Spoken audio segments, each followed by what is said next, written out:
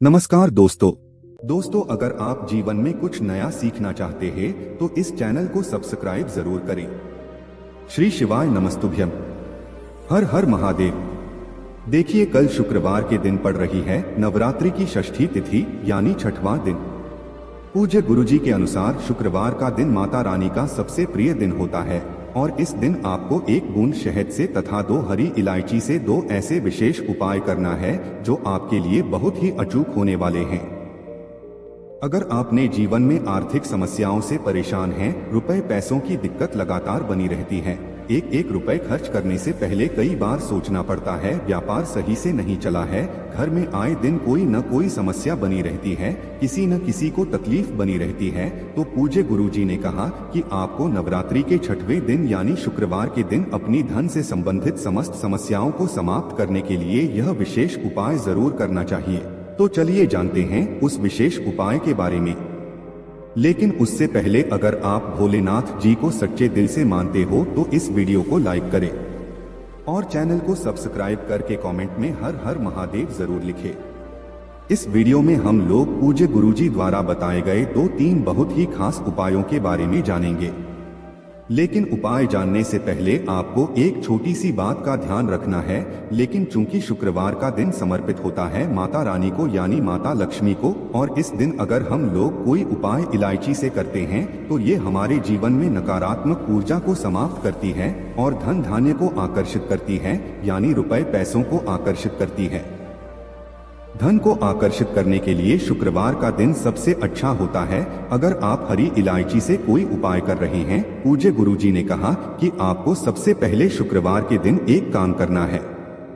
आपके घर पर जो माता रानी है या माता रानी के किसी भी स्वरूप की फोटो है या प्रतिमा है, चाहे माता लक्ष्मी हो या माता दुर्गा हो या माता पार्वती हो, तो उनको आप लाल रंग की कोई सामग्री जरूर समर्पित करिएगा।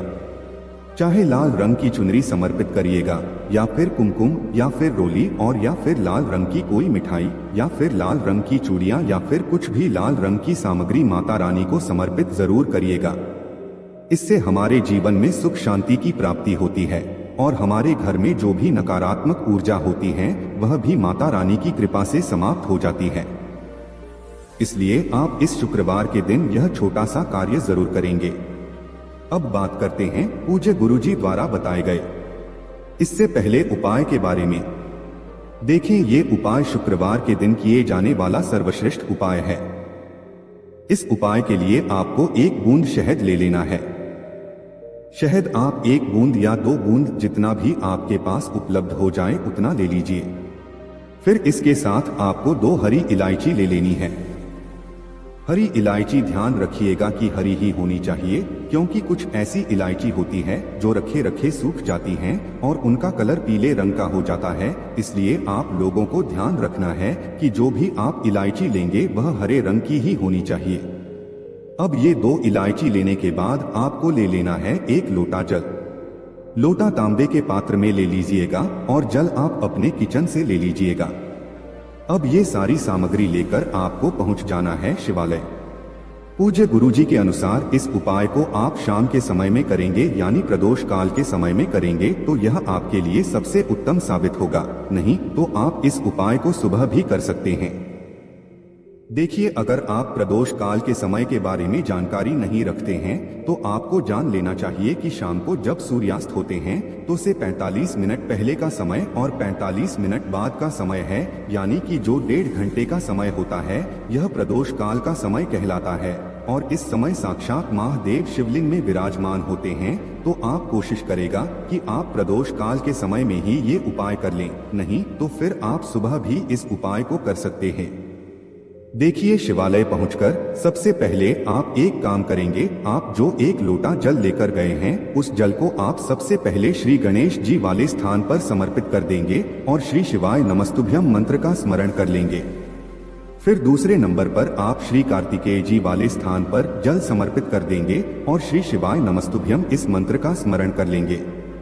फिर तीसरे नंबर पर आप माता अशोक सुंदरी वाले स्थान पर थोड़ा सा जल समर्पित कर देंगे और श्री शिवाय नमस्तुभ्यम इस मंत्र का स्मरण कर लेंगे। फिर चौथे नंबर पर आप माता पार्वती का जो हस्त कमल होता है वहां पर थोड़ा सा जल समर्पित कर देंगे और श्री शिवाय नमस्तुभ्यम मंत्र का स्मरण कर लेंगे।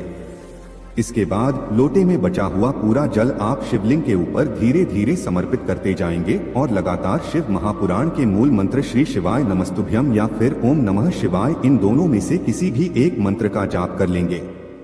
पूज्य गुरु ने कहा कि जल आपको बिल्कुल धीरे धीरे समर्पित करना है।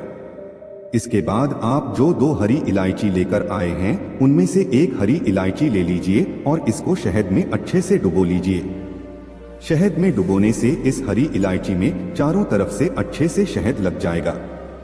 अब जब इसमें अच्छे से शहद लग जाए तो आपको ये हरी इलायची शिवलिंग के ऊपर समर्पित कर देनी है और वही शिवलिंग के सामने बैठकर आपको कम से कम 11 बार या कि इस बार या 51 बार या 108 बार जितना भी आपके पास टाइम हो उतनी बार आप श्री शिवाय नमस्तुभ्यम या फिर ओम नमः शिवाय इन दोनों में से किसी भी एक मंत्र का जाप कर लीजिए और फिर बाकी बची हुई दूसरी हरी इलायची लेकर आपको अपने घर आ जाना है। देखिए, आप जब ये हरी इलायची शिवलिंग में समर्पित करेंगे तो आपको अपनी मनोकामना महादेव से जरूर बोल देनी है। आपको प्रार्थना कर लेनी है कि आपके जीवन में धन से संबंधित जो समस्या चल रही है या फिर व्यापार से संबंधित जो समस्या चल रही है या फिर किसी भी प्रकार की समस्या चल रही है तो उसको दूर करने के लिए महादेव से प्रार्थना कर लीजिए और फिर दूसरी हरी इलायची लेकर आप अपने घर आ जाइए। अब आपके घर पर जो माता तुलसी का पौधा है उसके सामने आपको पहुंच जाना है और साथ ही साथ 1 चुटकी या 2 चुटकी हल्दी ले लेनी है। शुद्ध पिसी हुई हल्दी ले लीजिए और यह दूसरी हरी इलायची लेकर आप तुलसी जी के पौधे के सामने पहुंच जाइए। अब आपको इस दूसरी हरी इलायची में चारों तरफ से हल्दी लगा लेना, यानी दूसरी हरी इलायची को हल्दी में डुबो दीजिए और अच्छे से जब इसमें हल्दी लग जाए तो इस हरी इलायची को तुलसी जी का जो पौधा होता है उसके नीचे जो मिट्टी होती है उस मिट्टी में आप गाड़ दीजिए, यानी थोड़ी सी मिट्टी को आप हटाइए और ये हरी इलायची वहां पर रखकर फिर ऊपर से मिट्टी रख दीजिए। फिर वहीं सामने बैठकर आप ऐहरी क्ली चामुंडाय बिच्चे या फिर और महान लक्ष्य में नरमा इन दोनों में से किसी भी एक मंत्र का कम से कम 11 बार या फिर 21 बार या फिर 51 या फिर 108 जितना भी आपके पास टाइम उतनी बार आप इन दोनों में से किसी भी एक मंत्र का जाप कर लीजिए और माता रानी से अपने जीवन में चल रही धन की समस्याओं को या फिर व्यापार की समस्याओं को या फिर नौकरी की समस्या को या किसी भी प्रकार के आपके जीवन में समस्या चल रही है तो समस्या को दूर करने की प्रार्थना कर लीजिए और फिर वापस आ जाइए। पूज्य गुरुजी ने कहा कि इस शुक्रवार के दिन अगर हम लोग विशेष उपाय कर लेते हैं तो इससे हमारे जीवन में शिव शक्ति की विशेष कृपा होती है। माता रानी और महादेव के अनन्य कृपा हमारे जीवन में बनती है और हमें भी सुख समृद्धि तथा वैभव की प्राप्ति होती है। तो इस उपाय को आप शुक्रवार के दिन जरूर करेंगे। अब जानते हैं पूज्य गुरुजी द्वारा बताए गए दूसरे खास उपाय के बारे में। देखिए, इस उपाय के लिए भी आपको 1 लोटा जल ले लेना है। लोटा आपको स्टील का लेना है और जल आपको अपने किचन से लेना है। आप ध्यान रखेंगे कि लोटा सिर्फ और सिर्फ स्टील का ही आप लेंगे। इसी के साथ आपको इस लोटे में 5 बूंद या 11 या 21 बोर्ड या जितना भी हो सके उतना आपको गुलाब जल मिला लेना है। देखिए, अगर हम माता रानी को शुक्रवार में गुलाब समर्पित करते हैं यानी लाल रंग का कोई भी सामग्री अर्पित करते हैं तो से माता रानी अत्यधिक प्रसन्न होती हैं। और साथ ही साथ जब हम महादेव में गुलाब का पुष्प समर्पित करते हैं या फिर गुलाब जल समर्पित कर दें तो इससे महादेव भी हमसे बहुत ही प्रसन्न होते हैं और हमारी सारी मनोकामनाओं को बहुत ही जल्द परिपूर्ण करते हैं। इसलिए आपको इसे लौटे जल में थोड़ा सा गुलाब जल मिला लेना है। अब यह जल लेकर आपको पहुंच जाना है शिवालय। पूज्य गुरु जी ने कहा कि इस उपाय को भी आप शाम को करना चाहे तो शाम को कर लें और सुबह करना चाहें तो सुबह कर ले।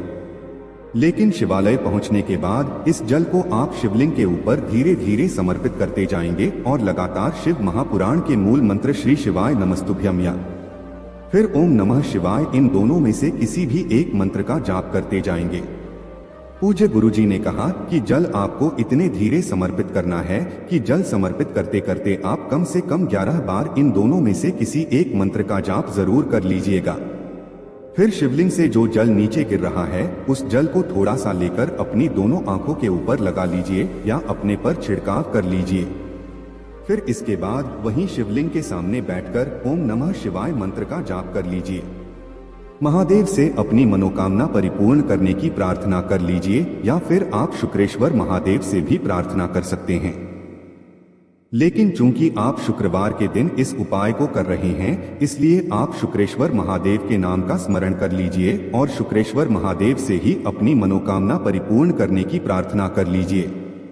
पूज्य गुरुजी ने कहा कि अगर इस नवरात्रि में पड़ने वाले शुक्रवार के दिन हम लोग जी विशेष उपाय करते हैं तो इससे महादेव की अनन्य कृपा हम पर होती है, हमारी सारी मनोकामनाएं पूर्ण होती हैं।